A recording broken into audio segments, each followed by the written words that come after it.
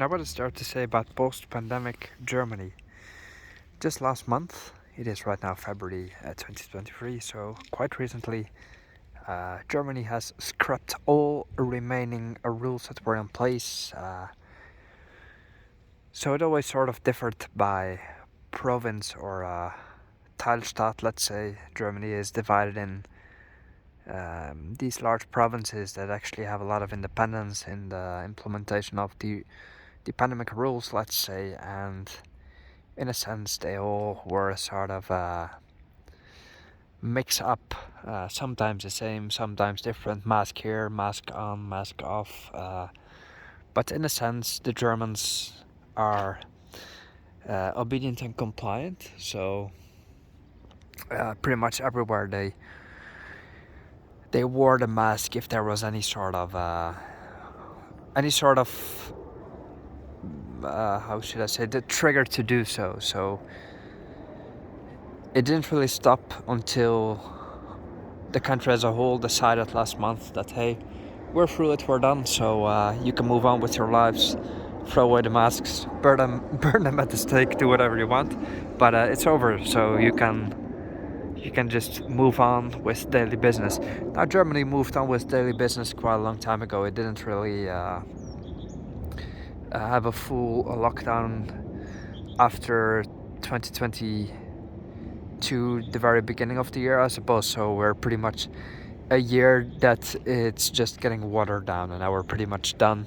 And the only true reminder of the past 3 years that you can see is your random hand sanitizer standing at the entrance of a church, for example, which I just saw right there. And other than that, you do not see anyone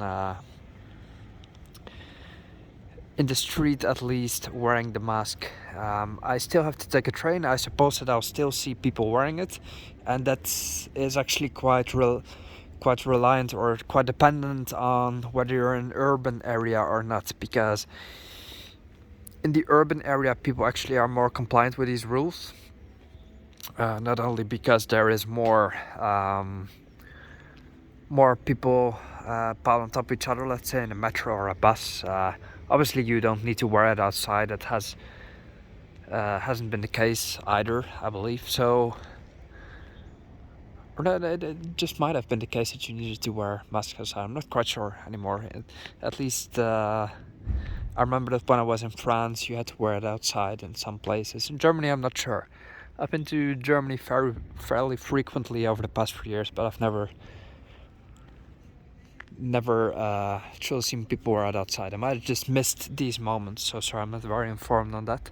In either case, in urban areas, people might still wear the mask because it's also their political orientation. They are typically more leftist in the big urban centers, and then in particular Berlin and Hamburg.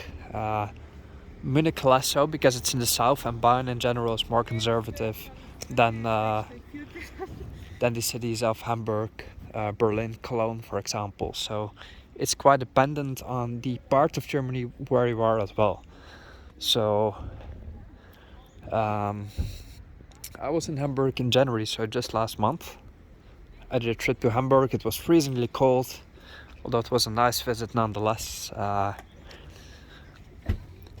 Back then, just last month, you were still obliged to wear it in the metro and the train, let's say. And everybody had it, and it was not just a normal mask, but the FFP2 types are really the one that just blocks your breathing more or less. At least I'm a bit short of breath because of allergies, and for me it's very uncomfortable to wear these things. But I like to play by the rules when I visit the place because it's me choosing to go there, and I don't like to be a stick in the mud necessarily. So if I really choose to go somewhere where I know these rules are in place, I will just comply. Like, even that's who I am. I oppose the measures and have always done so, but if I'm somewhere, I just I respect people and I respect the place I visit, even if I don't necessarily agree with everything. I didn't take the jab, and I never will. I stand by my decision, and I'm satisfied with my choice. So, no, that's really a topic for discussion either. What I'm talking about here is Germany, and a significant difference between the Germans and the Dutch, for example, is that we as Dutch people are a lot more stubborn, and you have stubbornness in different ways. You can be stubborn just for the sake of it, which actually a lot of Germans are. Like, they can be very nitpicky if you park your car in the wrong place or you mow your grass on Sunday. In several parts of Germany that are a bit religious, they just don't tolerate that, or they'll make us think about it, you know. So you have stubbornness for the sake of it, which a lot of Germans have, or for some ungodly reason, I don't know. Like, I remember I was once driving over the border from the Netherlands to Germany, and there was a police officer standing in the middle of the road wearing dark clothes. It was night, it was dark. He didn't have a lamp, he just had a stop sign. Now, the roads are not illuminated, but there was an alcohol control. I almost didn't see him, so I stopped after I saw him, and then he started screaming at me like wo ist die Brille then? That perhaps I might need some glasses, you know. Very, very unfriendly. But why do you stand in the middle of the road when cars clearly can see you? Like, the light and the stop sign didn't work. And then that's Germans. That's Germans for you. I couldn't live in Germany. I probably never could. Quite fond of the country, but I like to visit and then I like to leave, let's say. The Dutch can be stubborn in different ways. The Dutch like to be a bit more resistant. So let's say they think something is complete nonsense, such as the mask. They will just wear it under their nose and just sort of like a spoiled teenager say that, yeah, I'm complying, so what's the problem? But then they don't wear it in the right fashion, let's say, not in the right manner. That's a Dutch. They also like to be stubborn, but with a kind of a different twist than the Germans. And you will not see a German wearing the mask incorrectly. At least you never saw that, because obviously it doesn't make sense. You might as well not wear it, but the compliance rates are just a lot higher in Germany, no matter whether people actually agree with it or not. So that's an interesting perspective as well. And the Dutch, they always make their own plan pretty much, although the jab uptake is very high, probably just as high as in Germany. So in a way the countries share a lot of similarities, but still we are very, very different people, I like to believe, at least. I think most Dutch couldn't live in Germany, and the other way around the same.